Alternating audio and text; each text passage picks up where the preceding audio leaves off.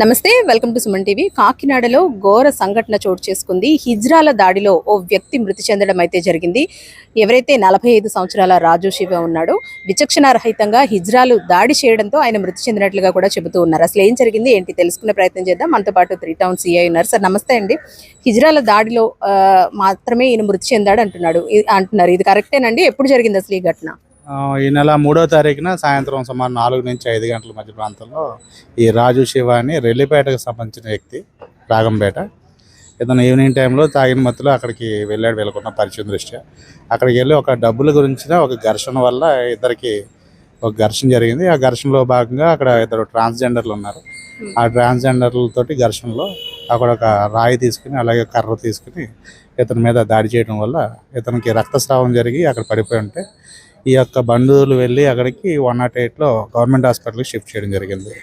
అక్కడ 3 రోజుల పాటు చికిత్స పొందిన తర్వాత అతను కోలుకోలేక 6వ తారీఖున నిన్న మధ్యాహ్నం సమయంలో అతను చనిపోయాడు. దీని మీద మన పోలీస్ స్టేషన్లో ఇద్దరు ట్రాన్స్జెండర్స్ మీద హత్యానేరం కింద ఆల్టర్ చేయడం జరిగింది. సార్ కేవలం ఇదేనా వీళ్ళ మధ్య ఉన్న పరిచయమే కారణమా సార్? ఏమైనా గొడవలు ఉన్నాయా? అలాగే ఇంకొకటి బంధువులు ఆరోపిస్తున్నది ఏంటంటే అక్కడ ఉన్న సీసీటీవీ ఫుటేజ్ని డిలీట్ చేయించారు అని చెప్పి అంటున్నారు. ఇది కరెక్టేనా సార్? ప్రస్తుతం అయితే ప్రాథమిక విచారణలో ఈ విషయాలు ఉన్నాయి. పూర్తి స్థాయి దర్యాప్తు చేయాల్సి ఉంది. ఆల్రెడీ సీసీ కెమెరాస్ ఇవన్నీ ఇంకా వెరిఫై చేయాల్సి ఉంది. ఆ ఏరియాలో అయితే కొన్ని సీసీ కెమెరాలు ఉండటం వాస్తవం. అవి ఉన్నాయా లేకపోతే డిలీట్ అయినాయా, అసలు అవి పనిచేస్తున్నాయా లేదనేది పూర్తి దర్యాప్తులోనే తెలుస్తుంది. అంటే నిందితుల డీటెయిల్స్ ఏంటి సార్? వాళ్ళ పేర్లు ఏంటి? అలాగే వీళ్ళపై ఎటువంటి కేసు కింద, ఎటువంటి సెక్షన్స్ కింద కేసు నమోదయ్యే అవకాశం ఉంది? ఆల్రెడీ వీళ్ళు ట్రాన్స్జెండర్స్ కిరణ్మయి, అజయ్ అనేసి గుర్తించాము. వీళ్ళిద్దరు మీద మర్డర్ కేసు కింద మనం హత్యానేరం కింద కేసు నేను ఆల్టర్ చేయడం జరిగింది. ఇనీషియల్గా ముందు కొట్లాట కేసు ఏదైతే ఉందో 324 దాని కింద రిపోర్ట్ జరిగింది. తర్వాత మర్డర్ ద్వారా దాన్ని ఆల్టర్ చేయడం జరిగింది. ఏ విధంగా అదుపులోకి తీసుకున్నారు సార్? అంటే ఇన్ఫర్మేషన్ ఇంకా అదుపులో లేరు. వాళ్ళ కోసం ప్రత్యేక బృందాలు వెతుకుతున్నాయి. దాని మీద వాళ్ళు అదుపులో తీసుకున్న తర్వాత పూర్తి స్థాయి విచారణ నిజాలు బయటికి తేవడం జరుగుతుంది. సో చూసారు కదండి, కాకినాడ సంబంధించిన ఓ వ్యక్తి అయితే కనుక హిజ్రాల దాడిలో మృతి చెందడం అయితే జరిగింది. ఎవరైతే మృతి చెందిన రాజు శివ ఉన్నారో తన తరపు బంధువులు ఉన్నారు, ఆయన అన్న కూడా మనతోనే ఉన్నారు. సార్ అసలు ఏం జరిగింది? ఈ ఘటన ఏ ప్రాంతంలో జరిగింది, ఏ టైంలో జరిగింది? రాజు శివ మా బ్రదర్ అండి. రాజు శివ మా బ్రదర్, లాస్ట్ బ్రదర్. 3/8/2026 తారీఖున 4 గంటల సమయంలో తను కులవృత్తి అయిన స్కావింగ్ చేసుకోవడానికి వెళ్ళే సమయంలో ఒక స్కావింజింగ్ అనేది సార్ చెప్పారు, చిన్న విషయం మీ దృష్టికి తీసుకొచ్చారు. జస్ట్ అవన్నీ వెయ్యాలి, క్లీన్ చేసేటప్పుడు లైట్గా తీసుకొనవచ్చు. అది కంప్లీషన్ అయిన తర్వాత, ఆ వర్క్ కంప్లీషన్ అయిన తర్వాత స్కావింగ్ చేసుకునే డబ్బులతో తను రిటర్న్ వస్తున్నప్పుడు ఈ ఇజ్రాయలు డబ్బులు లాక్కోవడానికి ప్రయత్నించారు. ఆ ప్రయత్నించడంలో మా తమ్ముడు దాడి చేశారు. It is true and fact.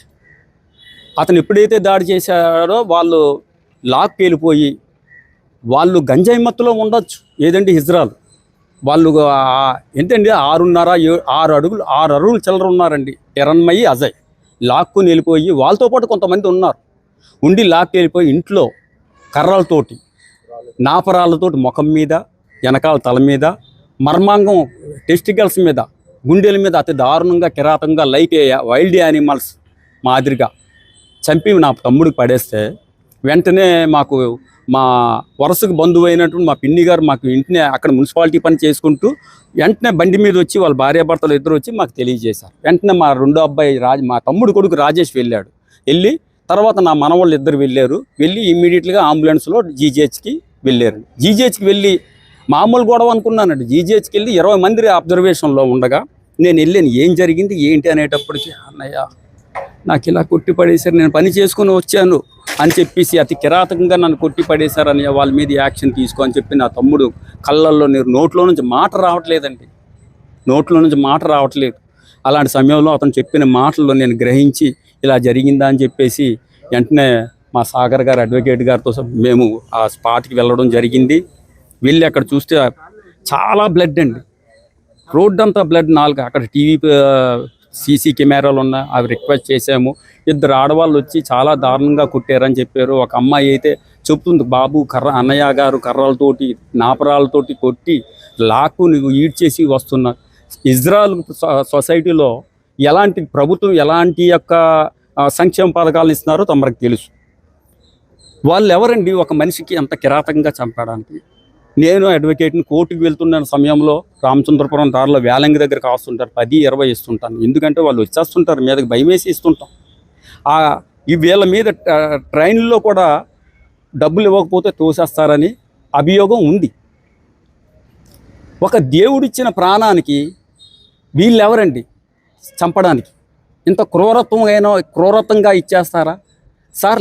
మీ ద్వారా నేను ప్రభుత్వానికి, చంద్రబాబు నాయుడు గారికి, ఉప ముఖ్యమంత్రి పవన్ కళ్యాణ్ గారికి, లోకేష్ గారికి, మా ప్రతిపక్ష నాయకుడు జగన్ గారికి మీ ద్వారా తెలియజేయమని ఏం కోరుకుంటున్నానంటే, ఇటువంటి మరలా పునరావృతం కాకూడదు.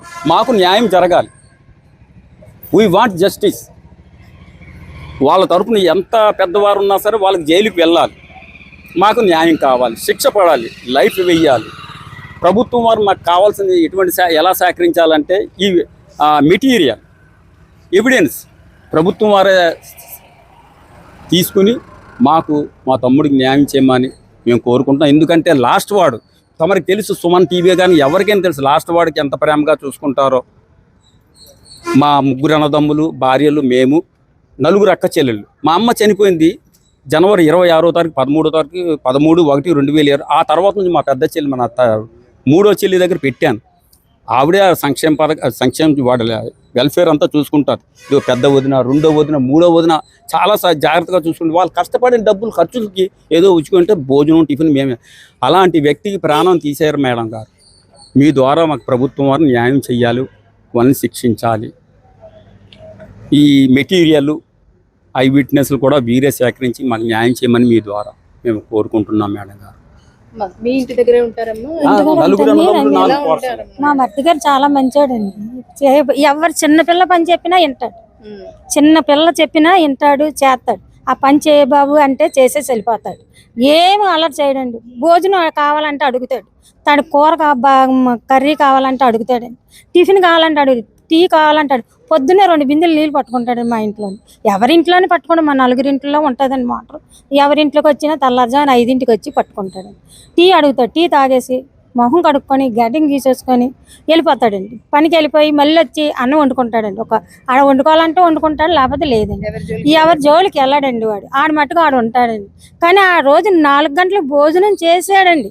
భోజనం చేసి పడుకుంటూ పోతాడేమో అనుకున్నానే కానీ అప్పుడే ఈయన కోర్టులో నుంచి వచ్చారు. ఈయన నీరసంగా ఉన్నారండి, ఒంట్లో బాగాలేదు 20 రోజుల నుండి. అప్పుడే ఏసీ కొంచెం వేయండి అని చెప్తే ఏసీ వేసి తలుపులు వేసి మేము లోన్ ఉన్నామండి.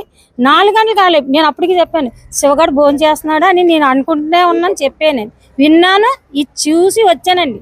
చూసి వచ్చి పడుకున్నామండి మేము. 4 గంటలకి మా పేటలో ఉన్న మాకు ఆడబడ్స్ 4:30కి అండి ఆవిడ డ్యూటీ దిగి వస్తుండగా కుర్రోడు, మీ వాళ్ళు కుర్రోడికి చంపేశారు చూడండి అంటే ఆవిడ ఎవరో అని వెళ్ళేదండి. వెళ్తే మేము మా మధ్యగారు అని చెప్తే బండి మీద ఆతురతో వచ్చి ఇలా చంపేశాడు, శివగాడి ప్రాణంతో ఉన్నాడో లేదో చూడండి. మా మధ్యగారు, మా అబ్బాయి, మా మనవడండి, మా మనవడు పరిగెట్టి వెళ్ళిపోయారండి. వెళ్ళినప్పుడు అడ్రస్ తెలియక శవంలో పడి ఉన్నాడంటండి. కొట్టేసింది ఒక దిక్కున, పడేసింది సందులో అండి. వాళ్ళు అంటే తరచూ ఆ ప్రాంతంలో తిరుగుతారమ్మా? ఎవరైతే ట్రాన్స్జెండర్స్ ఉన్నారో మీ మరిదిని కొట్టారంటున్నారో ఎప్పుడైనా వాళ్ళని చూసారా? మేము ఎప్పుడు చూడలేదు మేడం. మేము అటు వెళ్ళమండి, అస్సలు వెళ్ళమండి. ఇంట్లోనే ఉంటామండి. మేము ఇంట్లో ఉండి బయటికే వెళ్ళమండి. ఈయన తీసుకెళ్ళడం లేదా మేము బయటికి వెళ్ళమండి అస్సలు. మా మరిది గారు వెళ్ళి వస్తుంటాడండి. మా రేసులపేటలో జరిగిందండి ఇది. మాకు తెలియదండి ఇలా జరిగిందని. అప్పుడే తెలిసిందండి అలా జరిగింది. అలాగే వెళ్ళి తీసుకొచ్చారు, కోడి చెప్పారండి. వెంటనే అంబులెన్స్ కూడా మేము పిల్లలు ఫోన్ చేయలేదండి. అక్కడికి పోలీసులకి వాళ్ళే ఫోన్ చేశారంటండి, అంబులెన్స్కి వాళ్ళే ఫోన్ చేశారంటండి. కానీ ఫోన్ చేసి మోసుకొని మా మనవడు, మా మరిది గారు కుర్రోడు, మా మరిది గారు వాళ్ళ అబ్బాయి ఎత్తి అంబులెన్స్లో వేసి జనరల్ హాస్పిటల్ తీసుకొచ్చి వెనకాల వచ్చారంటండి.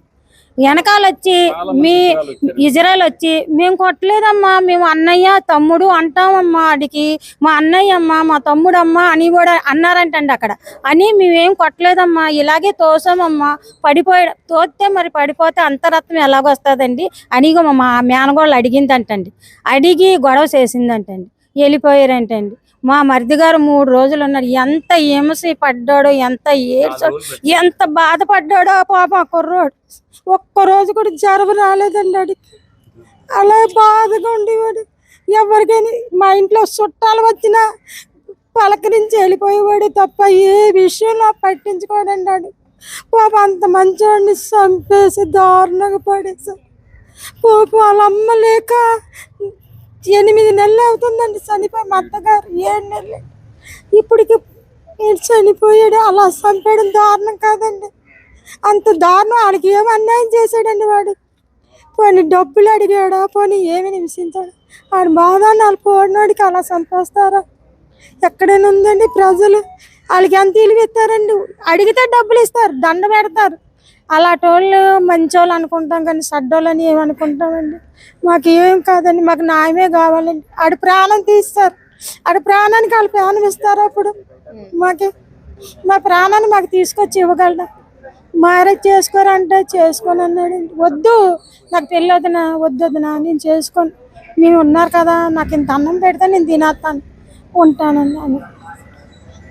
సో చూసారు కదండి, ఏదైతే కాకినాడకు చెందిన 45 సంవత్సరాల రాజు శివ ఉన్నాడు. ఇద్దరు ట్రాన్స్జెండర్స్ విచక్షణ రహితంగా దాడి చేయడంతో మృతి చెందాడంటూ కూడా బంధువులు ఆరోపిస్తున్నారు. దాదాపు 3 రోజులుగా చావు బ్రతుకుల మధ్య కొట్టుమిట్టాడుతూ నిన్న ఆయన ప్రాణం వదలడం అయితే జరిగింది. అయితే ప్రస్తుతం బాడీని కూడా పోస్ట్ మార్టం కి తీసుకువెళ్లారు. తరచూ ఇలాంటి ఘటనలు పునరావృతం అవుతూనే ఉన్నాయి. మా ఏరియాలో ట్రాన్స్జెండర్స్ ఎక్కువగా తిరుగుతూనే ఉంటారు. ఇటువంటి దాడులు కూడా రీసెంట్ గా చాలా చూసాము. కానీ మా ఇంట్లోనే ఇలాంటి జరగడం చాలా బాధాకరమని, దీనికి బాధ్యులైన వారిని కఠినంగా శిక్షించాలంటూ కూడా వీళ్ళ తరపు బంధువులందరూ కూడా డిమాండ్ చేస్తున్న పరిస్థితి. అలాగే ప్రస్తుతం అయితే వాళ్ళిద్దరూ కూడా పరారీలో ఉన్నట్లుగా కూడా పోలీసులు చెబుతున్నారు. వాళ్ళిద్దరి పైన కేసు నమోదు చేశామని, త్వరలోనే అదుపులోకి తీసుకుంటామంటూ కూడా పోలీసులు చెబుతున్నారు. ఏది ఏమైనప్పటికీ కూడా తరచూ ఇలాంటి ఘటనలు పునరావృతం అవుతున్నాయి. అధికారులు కూడా దీనిపై చొరవ చూపాలి. ఇటువంటి ఘటనలు మళ్లీ జరగకుండా కఠిన శిక్షలు అమలు పరచాలంటూ కూడా కోరుతున్న పరిస్థితి అయితే ఉంది. కెమెరా పర్సన్ శ్రీధర్తో అనుశ్రీ, సుమన్ టీవీ, కాకినాడ.